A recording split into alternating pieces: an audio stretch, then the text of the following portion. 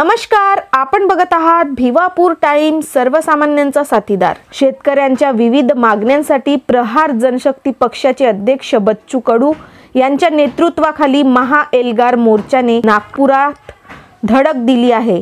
हजारो समर्थक, शेकडो ट्रॅक्टर आणि प्रचंड जनसमुदायासह हे आंदोलन आता निर्णायक वळणावर आले आहे।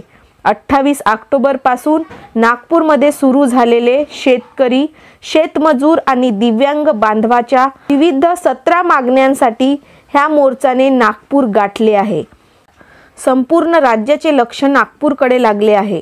अमरावतीतून निघालेला हा मोर्चा नागपुरात दाखल होताच सरकारने तातडीने दखल घ्यावी अशी मागणी करत आहे।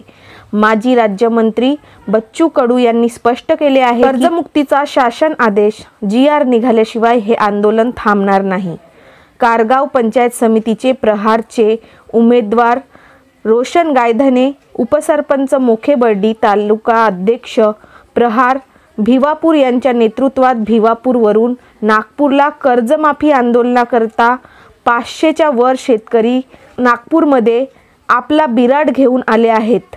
त्यात ब्लँकेट, कपडे, तांदूळ व आवश्यक वस्तू घेऊन जेव्हापर्यंत मागण्या पूर्ण होत नाही तेव्हापर्यंत शेतकरी नागपूर येथे मुक्कामी थांबणार असल्याची माहिती रोशन गायधने यांनी भिवापूर टाइम्सला दिलेली आहे। तालुक्यातील सोमनाळा, किन्ही, मेंढा, झिलबोडी, महालगाव, बेसूर, मालेवाडा, उरकुडापार, धापरला, कारगाव येथून सर्व शेतकरी आलेले आहेत। हजारो संख्येने ट्रॅक्टर, बैलगाड्या घेऊन आलेल्या आंदोलकांनी नागपूर हैदराबाद राष्ट्रीय महामार्गावर चक्काजाम केला।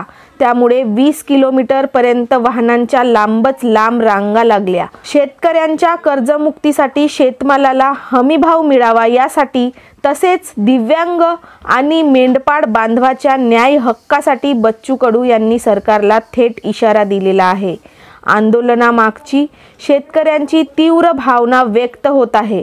आपल्या मागण्या पूर्ण झाल्याशिवाय माघार नाही असा निर्धार घेऊन बच्चू कडू आणि हजारो शेतकरी नागपुरात ठामपणे उभे आहेत। या आंदोलनामुळे नागपूर वर्धा महामार्गावर वाहतुकीत मोठे बदल करण्यात आले आहेत। पोलिसांनी आंदोलनाच्या ठिकाणी मोठा बंदोबस्त तैनात केला आहे। सरकारने आंदोलकांशी चर्चा सुरू केली आहे, पण जोपर्यंत ठोस निर्णय होत नाही तोपर्यंत शेतकरी मागे हटायला तयार नाहीत। तर शेतकऱ्यांचा संयम आता संपला आहे असा थेट इशारा बच्चू कडू आणि महाएल्गारने दिला आहे। सरकार आता काय भूमिका घेते, आंदोलनाचे पुढचे पाऊल काय असेल, या अपडेटसाठी आजच आपल्या चॅनलला सबस्क्राइब करा। धन्यवाद।